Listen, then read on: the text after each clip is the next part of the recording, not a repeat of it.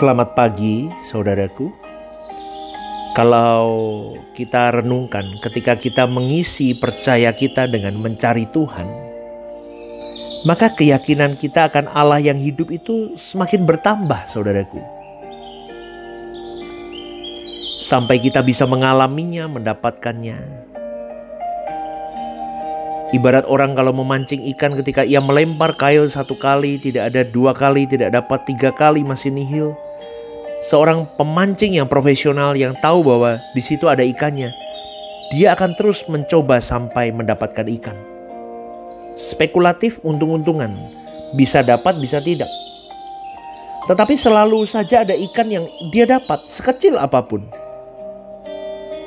Tapi hal mencari Tuhan itu bukan seperti memancing ikan yang bersifat spekulatif. Kita pasti dapat menemukan Tuhan. Kita pasti dapat mengalami Tuhan. Tapi problemnya adalah seberapa tekun kita mencari Tuhan. Sejujurnya saudaraku, kadang-kadang porsi yang kita berikan itu sangat kecil untuk Tuhan. Sangat minim. Ingat ya, waktu kita sekolah, kita berusaha untuk bisa lulus. Kita ingin berprestasi juga, mendapatkan nilai ranking dan sebagainya. Untuk itu kita belajar. Belajar dan belajar terus. Dalam Yesaya 55 ayat 6 dikatakan, carilah Tuhan selama ia berkenan ditemui. Berserulah kepadanya selama ia dekat. Saudaraku, Allah akan membuat kita menemukan Dia. Ia tidak akan membuat orang yang mencarinya sia-sia. Maka ada 2 hal yang harus kita perhatikan. Yang pertama, seberapa serius dirimu mencari Tuhan. Yang kedua, kesempatan mencari Tuhan itu terbatas, saudaraku. Seseorang akan sangat menyesal ketika menutup mata. Dia tidak lagi memiliki kesempatan untuk menemukan Tuhan. Betapa mengerikannya keadaan itu, sebab ia tidak bisa lagi kembali ke bumi. Ia tidak bisa lagi menarik mundur waktu itu. Mari kita sungguh-sungguh berusaha untuk merenungkan, menghayati hal ini. Kalau sampai kita meninggal dunia tanpa mencari Tuhan dengan sungguh-sungguh, maka tentu kita tidak akan dikenal oleh Allah di kekekalan. Maka kita harus memiliki rasa haus untuk mencari Tuhan. Jadi jangan lakukan hal yang tidak mendatangkan faedah untuk keselamatan jiwamu. Karena setiap kesempatan hidup ini harus kita gunakan untuk mencari Tuhan, saudaraku. Dan satu kali kita akan punya pengalaman-pengalaman yang luar biasa. Jadi jangan merasa bahwa hanya orang-orang tertentu yang bisa mengalami Tuhan. Setiap kita juga bisa mengalami Tuhan. Tapi kita harus punya tekad yang kuat, saudaraku. Kita harus berani berkata, aku harus mengalami Dia.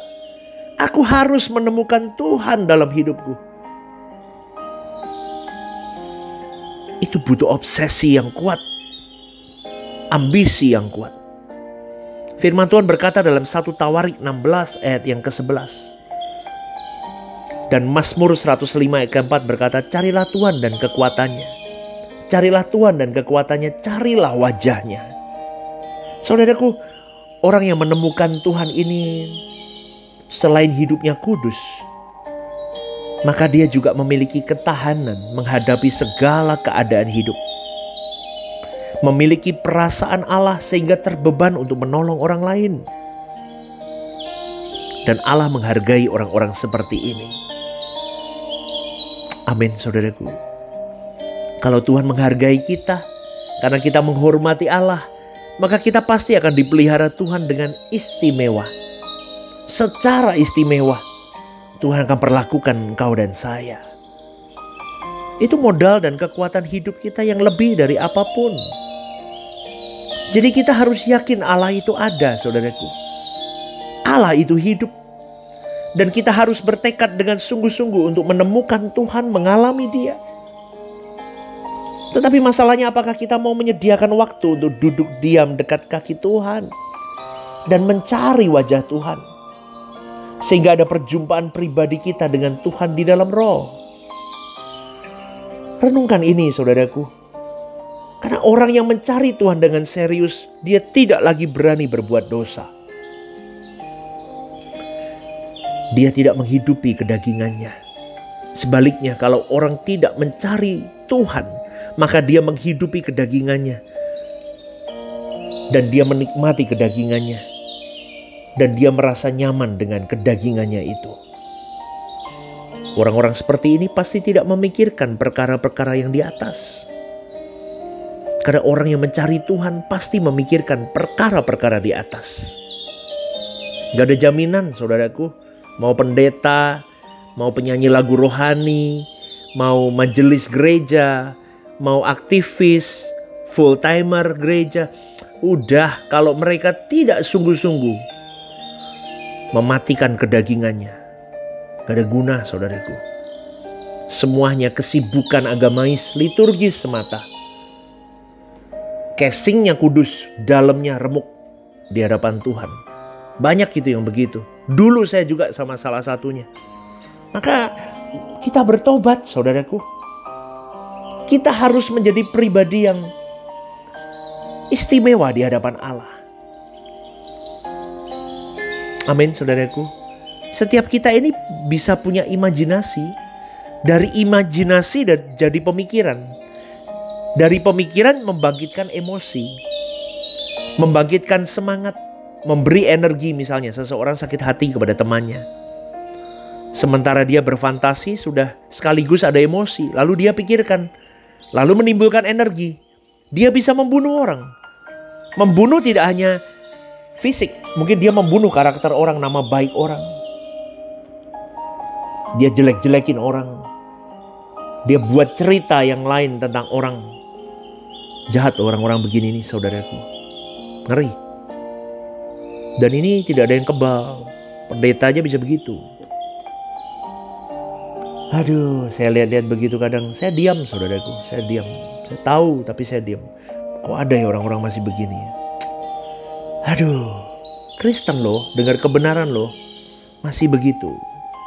Maka kita harus terus bercermin kepada diri kita. Sudah belum aku memikirkan Tuhan siang dan malam? Sudah belum aku hidup dalam kekudusan? Sudah belum aku menyenangkan Tuhan hari ini dalam hidupku? Kalau mulutku masih begini, pikiranku masih begini, perasaanku masih begini, terus gimana aku mau nyenengin Tuhan? Maka kita pernah berkata, merenungkan firman Tuhan siang dan malam. Maka kalau kita bicara tentang langit baru, bumi baru, kita mulai berfantasi, hanya Kau Tuhan yang kuingini, sejak di bumi sampai di surga nanti. Itu tekad kita. Nah, maka orang baru bisa mengerti apa yang harus dipikirkan, apa yang harus digerakkan dalam perasaannya, apa yang menjadi cinta yang utama dalam hidupnya. Wah, itu mulai berubah kalau sudah dalam Tuhan. Maka banyak-banyaklah berdoa saudaraku, supaya kita gak kerasukan setan. Tahu ya kerasukan setan? Kerasukan setan itu bukan yang manifest, yang teriak-teriak begitu, wah mau gigit orang, enggak. Tapi orang kerasukan setan itu simptomnya gampang. Yang pertama, jelekin orang, jahat sama orang. Yang kedua, mulutnya bocor biasanya. Itu orang kerasukan setan tuh. Playing victim. Gak jujur. Manipulatif. Itu orang-orang kerasukan setan. Tidak punya penundukan diri. Apalagi ya, matre. Itu orang-orang kerasukan setan semua. Orang-orang yang kerasukan dunia. Jahat. Wah, betul saudaraku. Itu saya temukan banyak. Banyak. Pengalaman saya berjalan selama saya pelayanan saudaraku. Saya menemukan banyak seperti itu. Tetapi saya kasihan dengan orang-orang begitu. Maka saya menyimpulkan begini. Tidak ada orang yang banyak berdoa hidupnya dipermalukan Tuhan. Maka kalau ada orang-orang kerasukan setan di sampingmu, hiduplah kudus, bimbing dia. Kalau dia melakukan sesuatu kejahatan atas dirimu, jangan kau balas, jangan kau lawan. Diam, diam, dan diam, bisu, bisu, dan bisu. Perkarakan hatimu di hadapan Tuhan dan berdoalah untuk orang itu. Amin saudaraku, karena kita mau jadi pribadi istimewa di hadapan Allah. Berjuanglah. Dan itu bukan sesuatu yang mudah. Amin saudaraku, berdoalah terus. Karena di dalam doa itu ada kekuatan, penghiburan, hikmat. Tuhan mau taruh sesuatu kepada engkau dan saya. Selamat beraktivitas saudaraku, selamat pagi dan Tuhan memberkati.